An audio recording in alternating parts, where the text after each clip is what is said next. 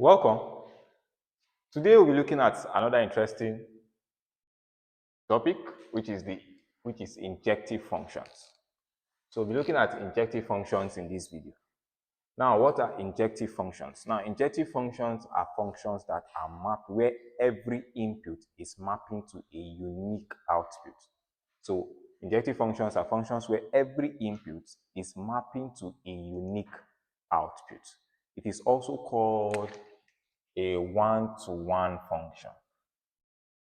A one-to-one function where every input is mapping to a unique output. So let's take, for example, let's use relation now to explain these concepts. If we have this, this is our x and this is our y. So this is our input, which is our domain. This is our codomain. So we have 1, 2, 3. We have 4, 5, 6, 7, where this is mapping to this. So if you have not watched our video on domain and range of function, you can go back and watch it if you don't have an idea on it. But if you have an idea on domain and range, let us continue. So where 1 is mapping to 4, 2 is mapping to 7, 3 is mapping to 5. So you would also recall that for these inputs, we cannot have 5 here, or let's say we have an 8 here, and it is not mapping to anything, it is not wrong. So that means this relation is not correct. So for every input must map to an output. But for an injective function, every input must map to a unique output. Yes, there's a situation where 1 and 2 could map to the same output, but that would not be an injective function anymore. So now a function is said to be injective. Let's say we have a function f such that it is mapping from your domain of your function towards real numbers. You would recall from the domain and range of function that this is your domain and this is your codomain. If and only if, so this is your symbol for if and only if and only if f of a is equal to f of b, which implies that a is equal to b. Don't worry, this thing looks confusing, yes, but you would understand it when we start solving examples on injective functions. You understand it better. There are certain situations where you see here being replaced with x1 and here x2. So anyone you decide to use would come out with the same answer. It doesn't matter what you put here. You can change the letters if you like. So you can put p and you can put q, as long as p will be equal to q. So that's what injective functions are all about. It means every input is mapping towards a unique output. So we are trying to see if we have a function, would every input map to a unique output? Or will there be a scenario where two inputs will map towards one output? And don't forget, you cannot have one input mapping towards two outputs. That is not a function. That is not a valid function. We've already dealt with that in the domain of functions. So let us look at examples. Now we'll be solving examples on determining the injectivity of a function.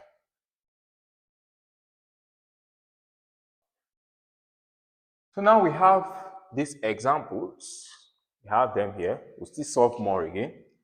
But let's start with the first 4 here we have for today. That we should find or determine if the following functions are injective or not. So the question asks us, determine if the following functions are injective or not. Now we have this function, which is a linear function. Now we are asked to find if this function is injective or not. So we'll go to the first thing. Now I stated that a function is said to be injective if this was our condition f of a equal to, if and only if did this, equal to f of b, which implies that a is equal to b. So what it means is this. To determine if this function is injective or not, we would have to find for f of a and equate it with what? F of b. Now, f of a would be equal to what? F of what?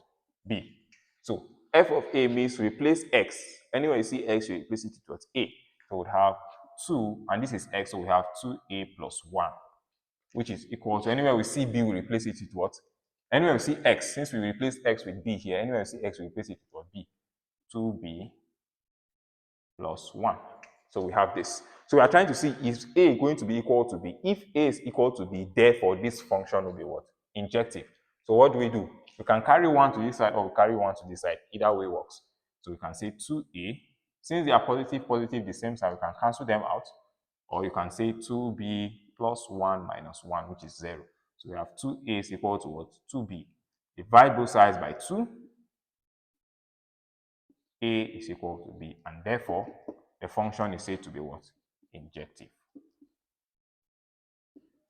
So therefore, this function is said to be what? Injective. So the function is injective. Come again to question number 2, which is B now. We have f of x is equal to what? Exponential x.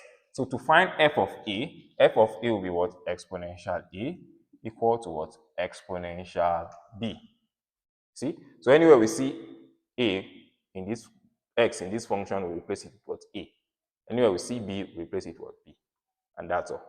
So to do this now, we would have to find whether A is going to be equal to what? B. There is no, we could do something here. So we could take the ln of both sides, the natural log of both sides. So we would have exponential E is a power of A is equal to ln exponential B. So we could carry A to this side here based on the law of logarithm. So I will explain this all over again, but let me just finish it up. So we could carry A here, ln of what? E, B, ln of what? E. And we could cancel this and we could cancel this. And therefore, we could say A is equal to what? B. So therefore, this function is what? Injective. We could do this in another way. How?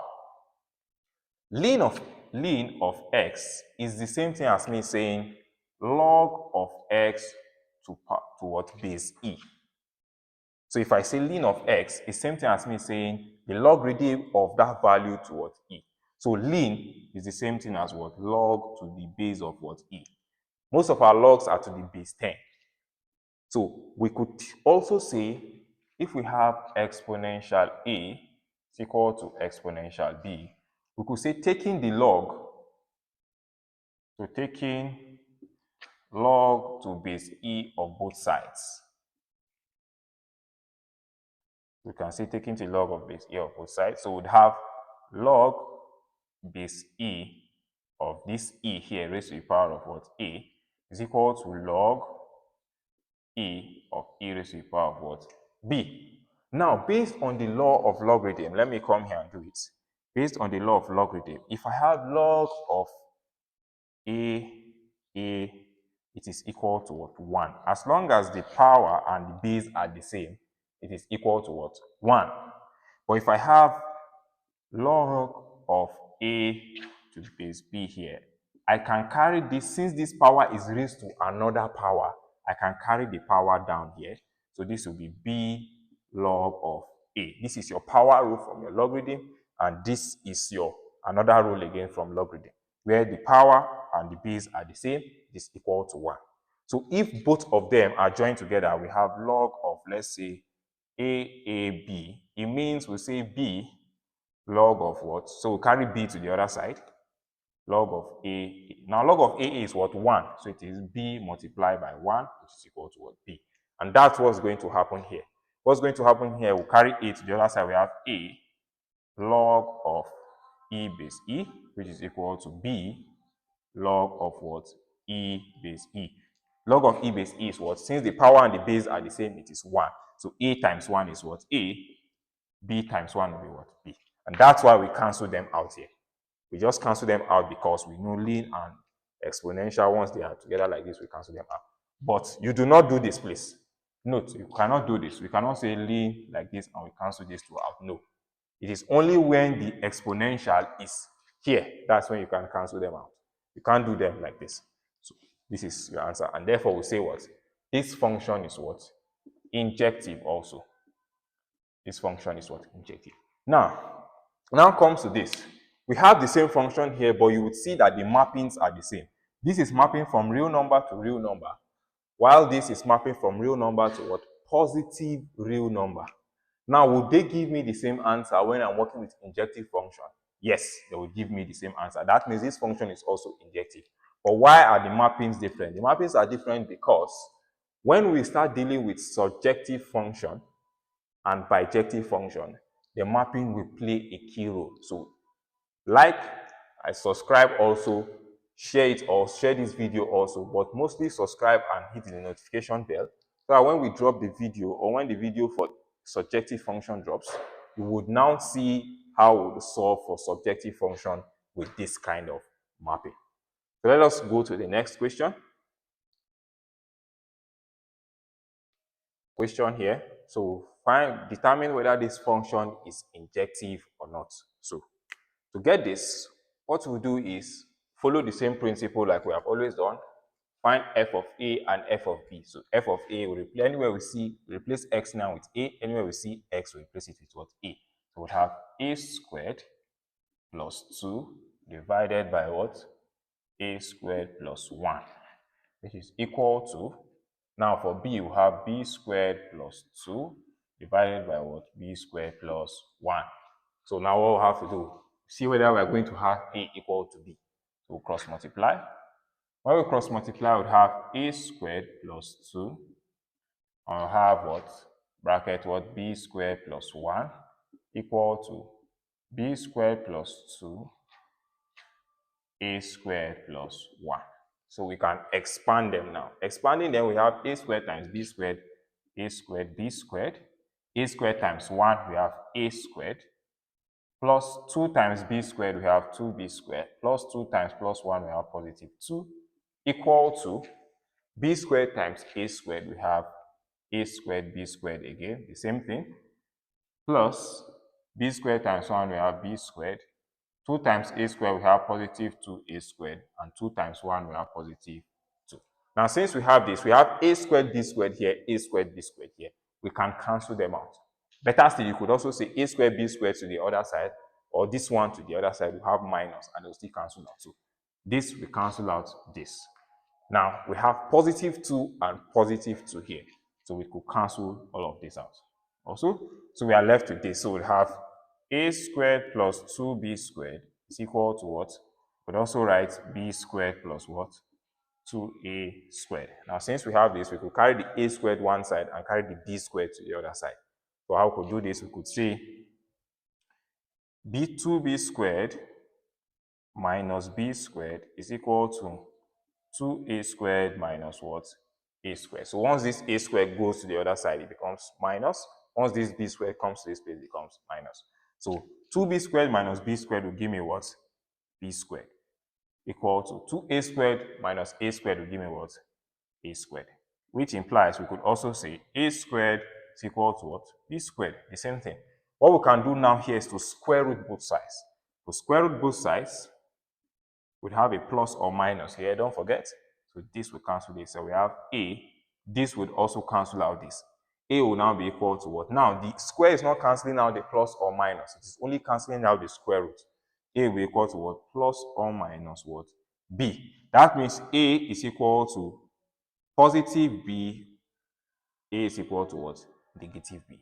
And therefore, this function is not injective because A is mapping to be what? Both what? Positive B and what? Negative B. And therefore, it is not following this principle where A is equal to what? B. And therefore, this function is not injective. So let us look at the next question.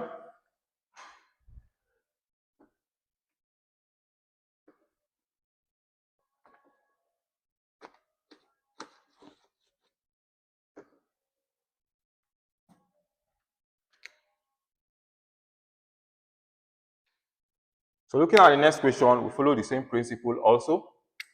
We just find f of a and also equate it with what? F of b.